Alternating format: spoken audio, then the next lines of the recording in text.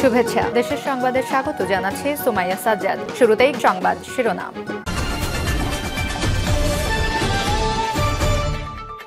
সুশাসন নিশ্চিত না হলে অন্তর্বর্তী সরকার গ্রহণযোগ্যতা হারাবে বলছেন মঞ্জু।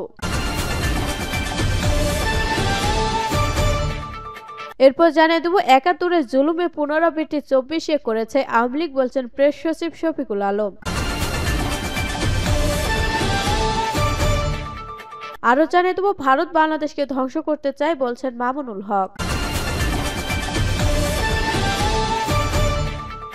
এদিকে কোম্পানিগঞ্জে জামায়াত শিবির নেতাকর্মী খুনিদের বিচারের দাবিতে বিক্ষোভ। এবং সর্বশেষ জানিয়ে দেব বিজেপি হিন্দুত্ববাদী আদর্শের উত্থান ঘটছে বাংলাদেশে। শিরোনাম শুনলেন, এখন বিস্তারিত। তবে তার আগে ভিডিওটিতে একটি লাইক, কমেন্ট, শেয়ার করে সবাইকে দেখার সুযোগ করে দিতে বিশেষ অনুরোধ রইল। সুশাসন নিশ্চিত না হলে অন্তর্বর্তী সরকার গ্রহণযোগ্যতা হারাবে বলছেন মঞ্জু। অন্তর্বর্তী সরকার যদি সংস্কারের পাশাপাশি সুশাসন নিশ্চিত করতে না পারে তাহলে দ্রুত তারা গ্রহণযোগ্যতা হারাবে বলে মন্তব্য করেছেন আমার বাংলাদেশ পার্টির এবি পার্টির সদস্য সচিব মুজিবুর রহমান মঞ্জু। শনিবার দুপুরে নীলফামারী প্রেস ক্লাবে সাংবাদিকদের সঙ্গে মতবিনিময়ের সভায় তিনি একথা বলেন। জেলা এবি পার্টির ভারপ্রাপ্ত আহ্বায়ক মাওলানা লিয়াকত আলীর সভাপতিত্বে মতবিনিময়ের সভায় সাংবাদিকদের বিভিন্ন প্রশ্নের জবাবে মঞ্জু বলেন, আওয়ামী লীগ দীর্ঘ মেয়াদে যে ফ্যাসিবাদ কায়েম করেছে তার প্রভাব থেকে জাতীয় রাষ্ট্রকে মুক্ত করতে অনেকগুলো মৌলিক সংস্কার দরকার। এর জন্য অবশ্যই সময় লাগবে। সমস্যা হচ্ছে সংস্কারের পাশাপাশি সুশাসন নিশ্চিত করতে না পারলে যত সময় যাবে তত এই অন্তর্বর্তী সরকার জনপ্রিয়তা হারাবে। তখন সংস্কার ও নির্বাচন উভয়টাই ঝুঁকির মধ্যে পড়বে। আমরা তাই সরকারকে বলছি, আরো সতর্ক হন, আন্তরিকতা দিয়ে কাজ করুন। এ জাতি আর আশাহত হতে চায় না। এ সময় দলটির যুগ্ম সদস্য সচিব ব্যারিস্টার আসাদুজ্জামান ফুয়াদ বলেন, অধিকার বঞ্চনার জায়গা থেকে সাবধান বের করার রাজনীতি হলো এবি পার্টির রাজনীতি। অতীতে আমাদের রাজনৈতিক অধিকার কেড়ে নেওয়া হয়েছিল। শত প্রতিবন্ধকতা মারিয়ে রক্ত ও জীবন দিয়ে আমরা নতুন বাংলাদেশের স্বপ্ন তৈরি করেছি। একে সফল করে তুলতেই হবে। জেলা এবি পার্টির সদস্য সচিব অধ্যাপক আলতাফ হোসেনের সঞ্চালনায় মতবিনিময় সভায় জেলায় কর্মরত বিভিন্ন গণমাধ্যমের সাংবাদিক ছাড়া উপস্থিত ছিলেন এবি পার্টির কেন্দ্র সিনিয়র সহকারী সদস্য সচিব আব্দুল বাসেত মারজান।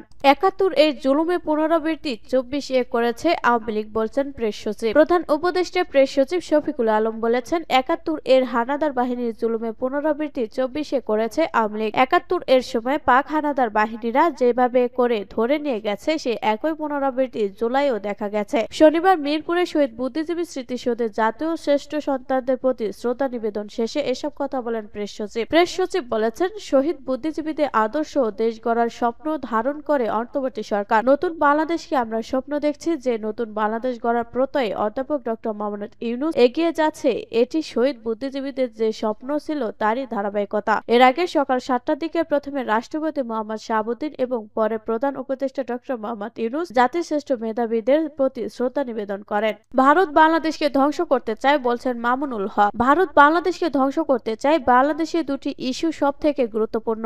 একটি হচ্ছে ভারতীয় সাম্রাজ্যবাদের আগ্রাসন আর অন্যটি ধর্মনিরপেক্ষতা। গোটা বাংলাদেশ আজ ঐক্যবদ্ধ। ভারতীয় আগ্রাসনকে প্রকৃত অর্থে রুখতে হলে ৭২-এর সংবিধানের ধর্মনিরপেক্ষতা ভারতীয় নীতি বাংলার মাটি থেকে উৎখাত করে দিল্লিতে পাচার করে দিতে হবে। এটা যদি করা যায় তাহলে ইস্কন ফিস্কন দিয়ে বাংলাদেশকে কিছুই করতে পারবে না। তিনি আরো বলেন, ভারতের এই বিষ বৃক্ষের শেকড় যদি এদেশের মধ্যে থেকে যায় তাহলে চিৎকার চেঁচামেচি করে ভারতে গোলামি থেকে মুক্তি পাবেন না। বাংলাদেশের সংবিধান থেকে ভারত থেকে আমদানি করা ধর্মনিরপেক্ষতা মতবাদ বাংলার মাটি থেকে উৎখাত করতে হবে। তিনি আরো বলেন, ১৯৭০ সালের নির্বাচনের সময় শেখ মুজিবুর রহমান ঐতিহাসিক এবং ভালো কাজ করেছিলেন। ৭২ সালে সংবিধান তৈরি করে ইসলামী রাজনীতি নিষিদ্ধ করেন। তিনি জাতিসংঘে যে কথা দিয়েছেন সে ওয়াদা ভঙ্গ করে জাতিসংঘে বেইমানি ও বিশ্বাসঘাতকতা করেছেন। ৪৭ সাল থেকে ৭১ সাল পর্যন্ত কেউ কোনোদিন ধর্মনিরপেক্ষতার কথা বলে নাই। শেখ মুজিবুর রহমান সাহেবও আওয়ামী লীগ সহ ধর্মনিরপেক্ষতার কথা বলেননি। তিনি আরো বলেন, ৭১-এর চেতনা বৈষম্যহীন সমাজ ব্যবস্থা আর মানুষের মধ্যে ভ্রাতৃত্বের অধিকার লড়াই আর ৭২ সালের সংবিধান ছিল বাংলাদেশকে ভারতের গোলামে পরিণত করা। কোম্পানিগঞ্জে জামায়াত শিবির নেতাকর্মীর খুনিদের বিচারের দাবিতে বিক্ষোভ। নোয়াখালীর কোম্পানিগঞ্জে জামায়াত শিবিরের ৭ নেতাকর্মী খুনিদের বিচারের দাবিতে বিক্ষোভ সমাবেশ করেছেন দলটির নেতাকর্মীরা। শনিবার দুপুরে উপজেলা বসুরহাট 0 পয়েন্টে এই সমাবেশ অনুষ্ঠিত হয়। কোম্পানিগঞ্জ উপজেলা ও বসুরহাট পৌরসভা জামায়াত ইসলামী এই কর্মসূচির আয়োজন করে। কোম্পানিগঞ্জ উপজেলার জামায়াতে আমির ও নোয়াখালী ৫ আসনে ত্রয়োদশ জাতীয় সংসদ নির্বাচনে জামায়াতের সম্ভাব্য প্রার্থী অধ্যক্ষ বেলায়েত হোসেনের সভাপতিত্বে বসুরহাট পৌরসভা জামায়াতে আমির মাওলানা মোশাররফ হোসেন সঞ্চালনায় সমাবেশে প্রধান অতিথি হিসেবে বক্তব্য রাখেন জেলা জামায়াতে আমির ইশাক খন্দকার। এতে প্রধান বক্তা হিসেবে বক্তব্য রাখেন সাবেক ইসলামী ছাত্র শিবিরের সভাপতি ও ঢাকা দক্ষিণ জামায়াতের সহকারী সেক্রেটারি ইয়াসিন আরাফাত। সমাবেশে বক্তারা অভিযোগ করে বলেন, ফ্যাসিস্ট আওয়ামী লীগ নেতাকর্মীরা নির্মমভাবে জামায়াত শিবিরের ৭ নেতাকর্মীকে গুলি করে। এই ফ্যাসিস্ট শক্তিকে এখন প্রতিহত করতে হবে। এ সময় বক্তারা ৭ নেতাকর্মী হত্যাকাণ্ডে জড়িতদের দ্রুত আইনের আওতায় আনার দাবি জানান এবং গভীর শ্রদ্ধার সঙ্গে ৭ শহীদকে স্মরণ করেন। উল্লেখ্য, ২০১৩ সালের ১৪ ডিসেম্বর বিকেলে বসুরহাট বাজারে উপজেলা মসজিদ গেটে জামায়াত শিবিরের ৭ নেতাকর্মীকে আওয়ামী লীগের সন্ত্রাসীরা গুলি করে হত্যা ঘটনায় নিহত জামায়াত কর্মী সাইফুল ইসলামের বড় ভাই আমিরুল ইসলাম বাদী হয়ে আদালতে একটি মামলার জন্য আবেদন করেন। আদালত আবেদনটি আমলে নিয়ে কোম্পানিগঞ্জ থানাকে প্রয়োজনীয় ব্যবস্থা গ্রহণের নির্দেশ দেন। পরে গত ২৬শে সেপ্টেম্বর ওবায়দুল কাদেরের ছোট ভাই বসুরহাট পৌরসভার সাবেক মেয়র ও উপজেলা আওয়ামী লীগ সভাপতি আব্দুল কাদের মির্জার নেতৃত্বে সাবেক উপজেলা চেয়ারম্যান মিজানুর রহমান বাদল, সাবেক ইউএনও নুরুজ্জামান, তৎকালীন থানা পরিদর্শক তদন্ত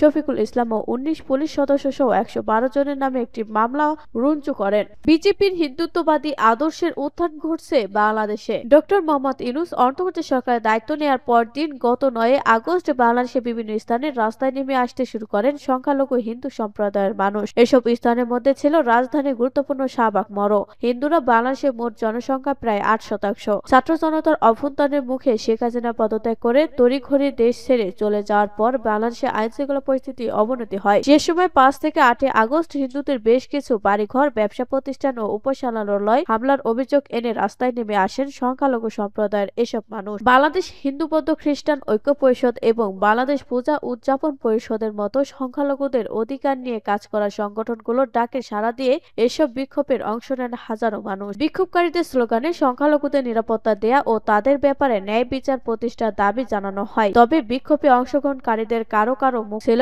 জয় শ্রীরাম, রামের জয় স্লোগান। ভারতের হিন্দু জাতীয়তাবাদী শক্তিগুলোর সঙ্গে সংশ্লিষ্ট বিতর্কিত একটি স্লোগান এটি। বিক্ষোভের তৃতীয় দিন ৯ আগস্ট শুরু। ১১ আগস্ট বাংলাদেশ হিন্দু জাগরণ মঞ্চ নামে একটি নতুন প্ল্যাটফর্ম গঠন করা হয়। নিহার হাওলাদার, জুয়েল আইস অর, জয় রাজবংশী, রনি রাজবংশী ও প্রদীপ ক্লান্তি দে সংগঠনটির সমন্বয়ক ও প্রধান মুখপাত্র হিসেবে আবির্ভূত হন। এদিনই গঠিত হয় BIUJM এর ফেসবুক গ্রুপও। ভারতের উগ্র হিন্দুত্ববাদী সংগঠন রাষ্ট্রীয় স্বয়ংসেবক সংঘের RSS সহযোগী সংগঠন হিন্দু জাগরণ মঞ্চের সঙ্গে বাংলাদেশ হিন্দু জাগরণ মঞ্চের নামের অদ্ভুতভাবে মিল রয়েছে। ভারতের প্রধানমন্ত্রী নরেন্দ্র মোদী নেতৃত্বাধীন ভারতের জনতা পার্টি বিজেপি আদর্শিক সাংগঠনিক গুরু হল RSS। IJM এর অনেক নেতাই বিজেপির হয়ে কাজ করেন। বাংলাদেশে হিন্দু সম্প্রদায়ের মানুষের ওপর নির্যাতনের অভিযোগ তুলে ভারতের প্রথম বিক্ষোভ করে IJM। পশ্চিমবঙ্গের কলকাতায় এই বিক্ষোভ হয়। এমনকি ৮ আগস্ট অন্তর্বর্তী সরকারের প্রধান হিসেবে ডক্টর ইউনূস শপথ নেয়ার আগেই পরবর্তী সপ্তাহগুলোয় বাংলাদেশের প্রচলিত সংখ্যালঘু সংগঠনগুলো পর্দার আড়ালে চলে যায়। সেই সঙ্গে উল্লেখযোগ্যভাবে